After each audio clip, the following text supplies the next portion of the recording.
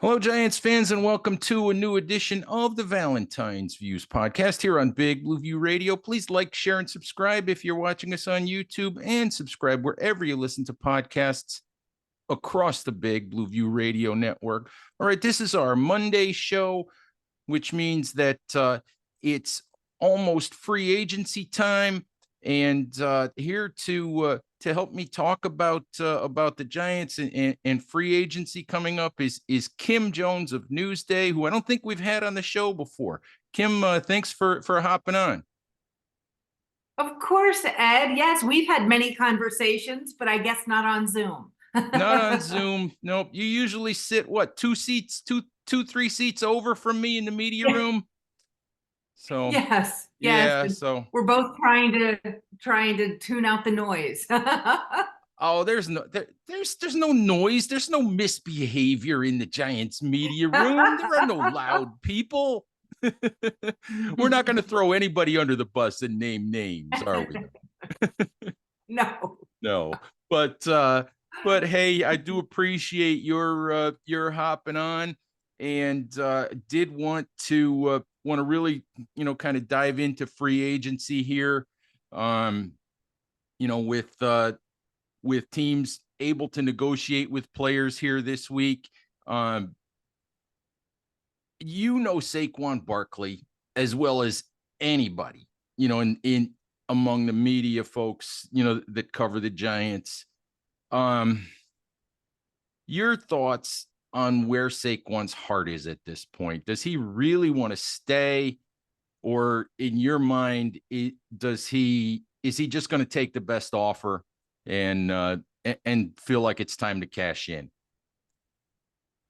Well, without, either of us obviously knowing what an offer is or what offers have been, hypothetically extended to Saquon, it's hard to say, listen, if one team feels like he is an absolute difference maker and want to really make a commitment, and you and I could go on and on with those kinds of fantasy type stories that would be better perhaps for Saquon Barkley. But the Saquon Barkley I've grown to know over these years is incredibly loyal. He likes the idea because he has told me so. And I've also talked to Michael Strahan about this. He likes the idea of being a Giant for life. And obviously, Michael had the fairy tale ending. And we can only hope that Saquon would be so lucky because he's deserving of that as well, in my opinion. But I think Saquon is grounded. I do think he wants to remain a Giant. And I think that this is a fascinating time of year for him to hear what hypothetically and realistically is out there for him. And then we presume he, will match that up with where he is with the Giants, and we'll get a resolution. I know that's not breaking news, but this has been pretty quiet this time around with Barkley and the Giants. Yeah, I think that my gut feeling is, from when we talked to Joe in Indianapolis, my gut feeling is that Joe feels like he's very comfortable with whatever the value is that he would offer Saquon. And I think he's comfortable with the idea that if Saquon can get more than that, then so be it. But I think Joe has his ideas at a lot of positions as to, this is what I'm willing to pay. This is how I want to structure my finances. And he doesn't really care much who the player is. He has his numbers, and he really doesn't want to go beyond that. I don't know if you agree with that take. What's that? I do for the most part, Ed. And I think that's the way a general manager has to operate. I think that's the way the good ones do. I believe that's the way Brandon Beane operates. And Joe Shane had a front row seat in Buffalo all those years, learning essentially from Brandon Beane, who's clearly one of the better general managers, in the NFL. So it doesn't surprise me that Joe can be, less emotional about a decision like this. He didn't draft Saquon Barkley. Saquon was entrenched here long before the Dable and Shane, regime came in. So I can see both sides. I feel like I see both sides fairly clearly. My heart still tells me that Saquon would like to retire a Giant. Yeah, I know John Mara would like that as well. He would, Mhm. he's watched, he watched he watched the Coughlin era end in a way he didn't want it to end. He watched Mhm. the Odell Beckham era end in a way he didn't want it to end. He watched the Eli era end in a way he didn't want it to end. And going back to John's father, to Wellington, there's a lot of sentimentality in the Mara family, and that it's going to hurt John if Saquon moves on, especially if Saquon winds up wearing an Eagles jersey. Wait, but that would be a change for everyone involved, right? Especially the Eagles fan base, the Giants fan base. It certainly is. It's in his home state of Pennsylvania, I can tell you that. But other than that, I don't think he has a particular pull toward the Eagles. It would be interesting to know if just simply not moving very far would appeal to him at all. But that's not a conversation I've had with him. Yeah, absolutely. Kim, let's talk about the other big name Giant who's hitting the free Mhm. agent market this week, and that is Xavier McKinney. And again, Mhm. we talk about positional value, and I think in the lead up to free agency, we've seen teams cut a lot of safeties. The safety market's kind of there's a glut, I guess is the word that people use, and it's another position teams don't seem to want to pay big money. The flip side of that is Xavier McKinney's a guy that the Giants drafted, although it wasn't Joe who drafted him. He's 24 years old. He's one of the Giants' best players. And I think he's going to leave. But it's not necessarily great business when you're trying to build something to let a 24-year-old kid who's one of your best players go. Um, just your gut feeling on whether Xavier McKinney really wants to stay and whether he ends up staying or not. Yeah, I don't know that from McKinney down the stretch of the season, I got a feeling that it was tugging at him emotionally. Sometimes with Saquon and sometimes the question Saquon is asked at his locker, you can kind of tell where he's coming from, and you can sometimes see the weariness a little bit, or Mm-hmm. the smile. I mean, Right. he has a great smile, and I'd be remiss if I didn't acknowledge we see that an awful lot from Barkley at his locker as well. I think McKinney probably has a little bit of a different feel about the Giants, and they drafted him. They stood by him after that accident last year where it cost him, nearly cost him. He would tell you his career because his hand, could have been severely compromised. He got lucky, and he has said that essentially. But they're very these two players, in my opinion, are very different in terms of what they give us, how emotional they are about their situations. And I actually give McKinney credit in the sense that, Ed, I don't know that he sees this emotionally at all. I think he sees it as a payday, and I don't think there's anything in the world wrong with that. No, I don't either, because it's a short career, Yep. and you you make hay while you can. Mhm. Um, I think Xavier McKinney has enjoyed being a Giant, but I think Xavier McKinney came out of Alabama. Xavier McKinney wants to win and he wants to get Mhm. paid. And Yep. my gut feeling is that Xavier McKinney thinks he's a better player maybe than he's gotten recognized for. So we'll see. We'll Could see be. what we'll Could see be. what happens there. The other thing is, and just your 2 cents on this one. There's a shot right now that he can come back to the Giants. But had Wink Martindale stayed as defensive coordinator, I think the shot was zero. I think there was no chance. I just had a feeling that there was a discord there. So I think in that sense, it at least Wink being gone at least gives the Giants a chance to keep McKinney. You may be right. I don't have a great feel for that. I think that they had mended fences, if you will, at some point, but that may be true. That may be Mhm. true. That one I'm not as sure of. Let's talk a little bit just about the Giants offseason in general. From starting with Wink and all the stuff that went on with the coaching staff, and now there's all this chatter about Daniel Jones and Rich Eisen going on his show and saying the Giants are completely done with Jones, and all the quarterback chatter, and you have free agency for Saquon, free agency for McKinney. If I used the word tumultuous to describe the way the Giants offseason has been so far, is that off base? I think I've thought about it, and I have thought about it, and I thought it's been messy. So, there's Yeah, probably some common ground between those couple of words. yeah. Messy is probably a good way to describe it. I think it hasn't been ideal. It hasn't been what you want Well, necessarily. and someone in the room, Ed, someone in the room, wherever that room is, someone in the room has to be an adult. And I thought, and I've said this, I thought it was embarrassing, the back and forth between Wink and Daboll.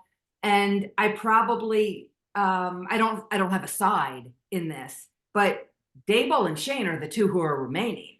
Right. And I just thought in the way that that played out with anonymous sources on both sides, making sure that the voice got heard. When you knew it was Wink on one end, you knew it had to be Daboll, perhaps Daboll and Shane, but certainly Daboll on the other. I thought it was regrettable. I thought it was embarrassing. And I thought it was childish. And I would say that to their faces. Not that they care what I think, and they shouldn't care what I think, but I would say that to them. I thought the tit for tat, and this person has an anonymous quote. We all know who had them. It doesn't really matter, and I'm not getting on the reporters at all. No, But this person was in this camp. This person was in this camp, and I thought that it did no one any good. no, I would agree with that. It simply put was not a good look for the organization in any way, shape, or form. And that leads us to talk a little bit about Brian Daboll. I mean, if I look at the Giants, if you flip flop the 2 years, everything would look Yep. rosy with the Giants. Everything would look I great. wrote that. I Yeah, wrote that. yeah. Absolutely. Yep. Everything would look great. Everybody would feel great. But Yep. right now, I don't think anybody feels great. Bad year, messy offseason, the Daboll Wink stuff, turning over so much of the coaching staff, all the stuff about Daboll's behind the scenes volatility. And as you said, we don't know how much of that's true, because people will say what they'll say to make their side and make their case and make themselves look better. We know Daboll's an emotional guy. We've seen it on the sideline. But Mhm.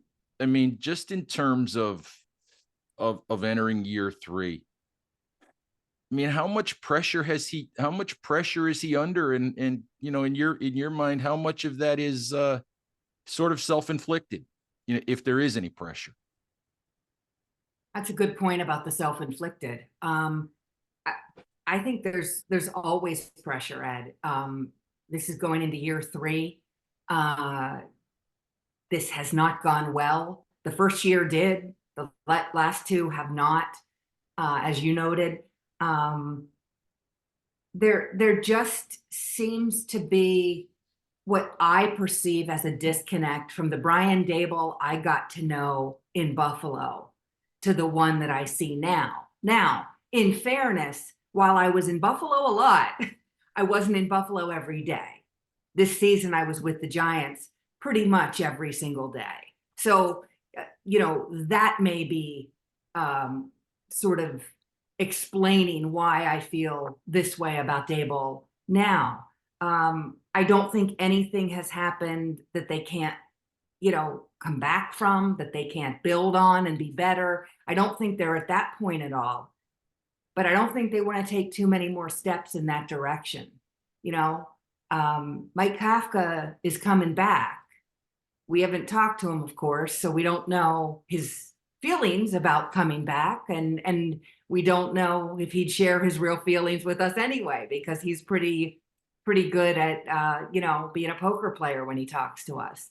But I just look at this coaching staff. It has gone through now another overhaul. They better have gotten it right with the offensive line. I think we can fairly say that. You better be right with that, because that's a big one, and that's a big one that Giants fans can latch onto, and for very good reason. It's been atrocious, and they've got to turn that around. But I think they have now piqued our interest in terms of, I'm watching everything so closely. And I generally do anyway. That's part of the Virgo in me. But I just feel like since that messy end of the season, I feel like I've been on like high alert for every syllable. And you're evaluating, did that syllable sound the same way it used to? That kind of thing. And I think that once we're able to start getting around the team again, and once we start to see them on the field, I think you, me, and everyone will be tuned into, we'll all turn into body language experts and voice experts, and try to figure out, just from the tone and just from who's going near who, and how they're interacting with each other, what the situation really is. I know that in retrospect, when I think about the relationship between Daboll and Wink, I think about watching practices, and I'm not sure, I think I very rarely saw the two of them on the same field during practices. And then when I think about games, I think, oh, that's why I so often saw Wink at 130-yard line and Daboll at the other 30. It's like, it's just interesting. You start thinking about those things, but you're right. I think we'll all be tuned into all of that interpersonal stuff a whole lot more maybe than we were. And that, in a way, I guess that kind of answers my question. It sort of turns up the heat a little bit. It just turns up the attention on everything. Yeah, I would agree. I think that's a fair way to put it. Yeah. I wanted to mention, you mentioned being in Buffalo, and just in case folks don't know, that's from your former life with the NFL Network, when you were running around everywhere. Oh, so I need to know, since my son went to college 2 miles from where the Bills play. Just, do you miss Buffalo? Yeah, my son went to Hilbert, which is right around the corner. So you miss Buffalo? Okay. I'll tell you what, it's a great locker room. The quarterback is second to none in my experiences with, players over the years. Josh Allen's amazing. Haven't seen him or talked to him in a while, so this is now going back a couple years, but my sense is he hasn't changed. And a guy who is keenly aware of his obligations and, wants to fulfill them. Is every question a picnic? No, of course not. That goes for anybody. But he understands the role that he plays, and the city he plays in, the town he plays in, the fact that the Bills are so important. And I think a lot of the players there, but led by Josh, and probably led by a couple players who aren't there anymore now, in Tre'Davious White, in Jordan Poyer, who really valued the community interest in the Bills, because it's sort of, it's a small town, and they are beloved, of course, and they do a really good job in many, many ways, including having a guy who is on the short list for best general manager in the NFL. That's for sure, in Brandon Beane. You mentioned Jordan Poyer. If the Giants lose McKinney, you like Poyer as a short-term fit for the Giants, maybe? Yeah, I mean, maybe. It's been a while since I've seen Jordan play. I think he had an injury in the meantime that maybe set him back at one point. He certainly would be a veteran presence. He knows, everything he needs to know. He and Micah Hyde were a great tandem, and you throw Tre'Davious White in there, and those three might have been as good as it got, for a certain period of time recently in the NFL. So it would not surprise me if the Giants at least took a look at that. And if he can play, obviously, that could be something to consider. I want to ask your opinion about this. You mentioned the fact that the Giants need to get the offensive line right. And I agree with you. Absolutely. They haven't gotten it right mostly for a decade. And I don't know what they're going to do with Evan Neal. I think he's probably staying at right tackle. At least that's the indication that Joe's given us. But as you were talking about that, it led me to thinking about something else that they need to get right. And we talked a little bit about John Mara. And I think we know John was stung a while back when all the stuff came out about the Mara family and, being too involved in the day-to-day football operation and all of that. And I think that John has done his best since bringing Joe in to let Joe make the football decisions and not sort of override any of that. And my take, and I just kind of want your feeling on this. We know how John feels about Saquon. We also know how John feels about Daniel and how much he has supported Daniel in the rare times he's spoken publicly, the last few years.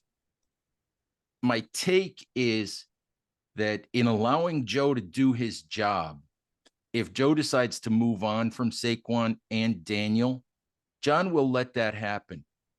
But Joe better get it right.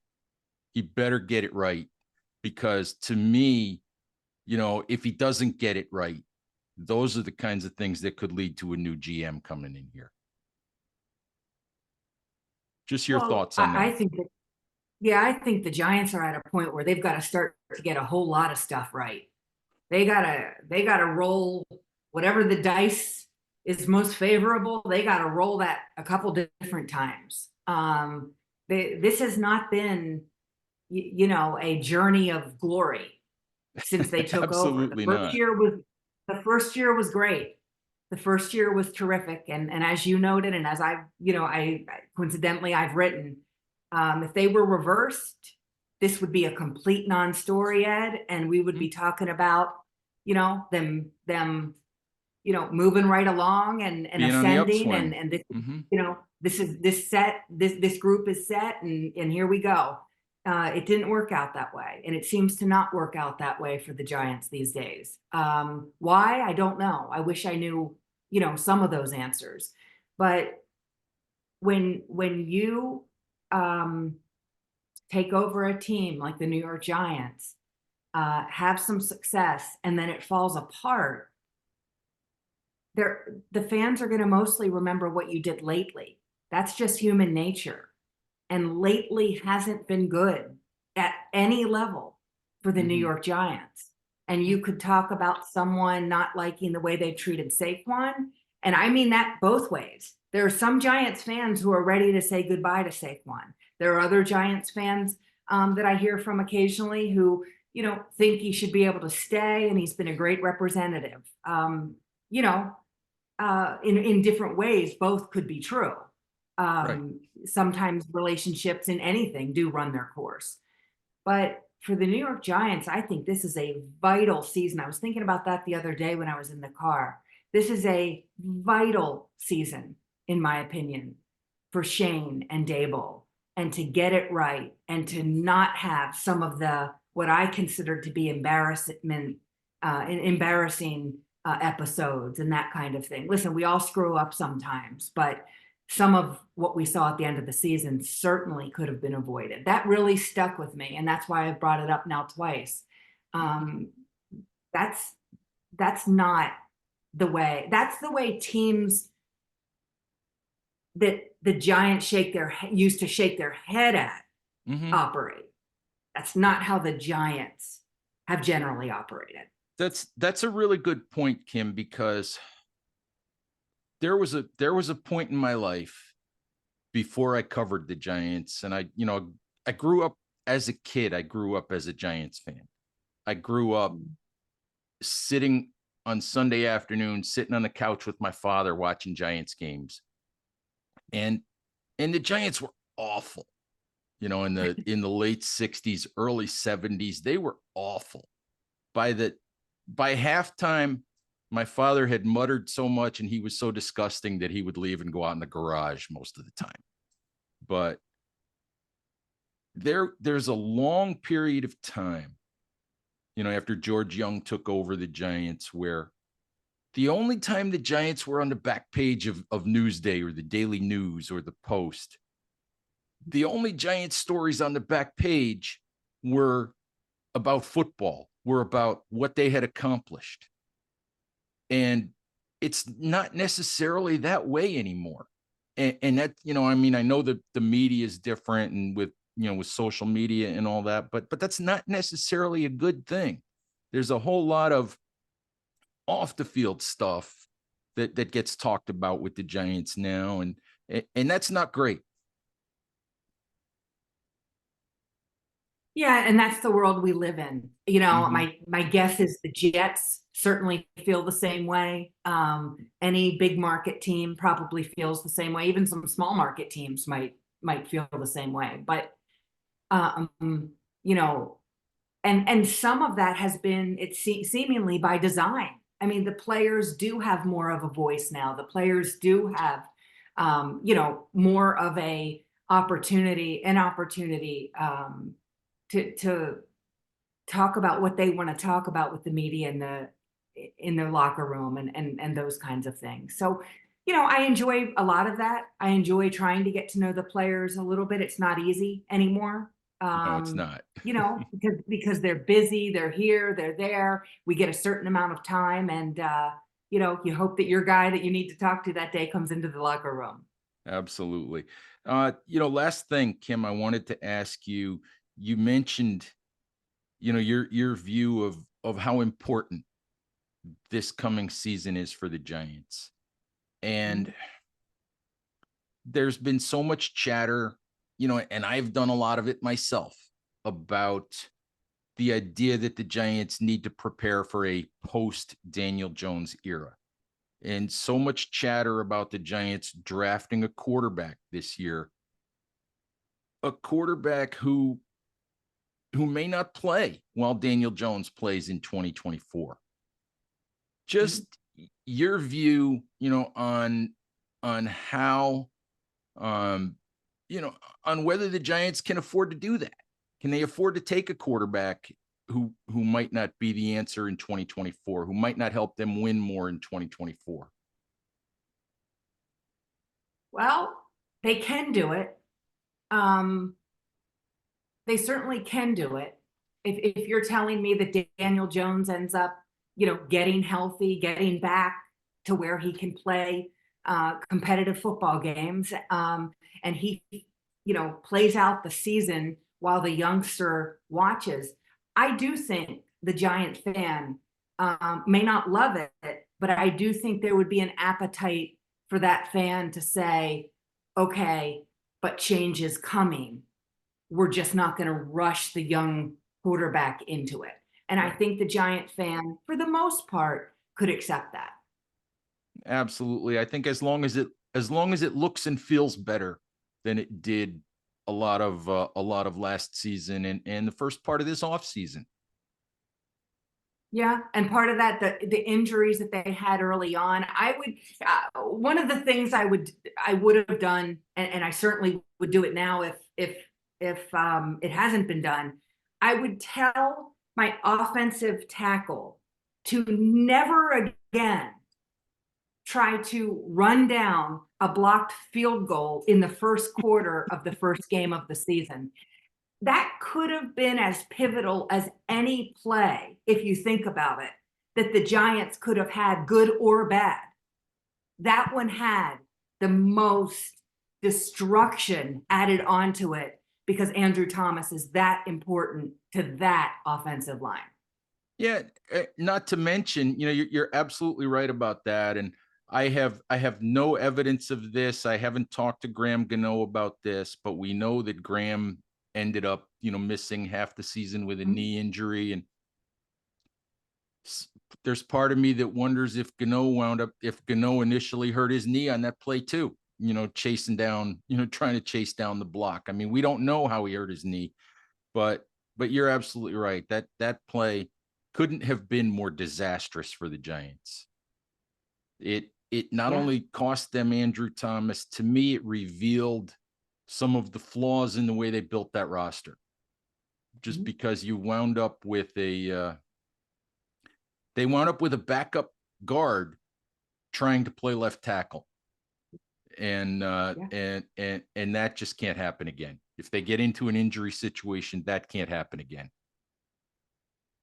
But anyway, Kim, I do appreciate the time. I appreciate the insight. Before I let you go, why don't you just let folks know, where they can find you on social media and where they can find your work and all that fun stuff, in case they don't already know, which they should, by the way. I appreciate that, Ed. Kim Jones Sports on I still call it Twitter. Old habits die hard for me. So I'm at Kim Jones Sports. You can reach me there. And I'm writing for Newsday covering the New York Giants. All right, Kim, thank you very, very much. Giants fans, thank you as always for listening.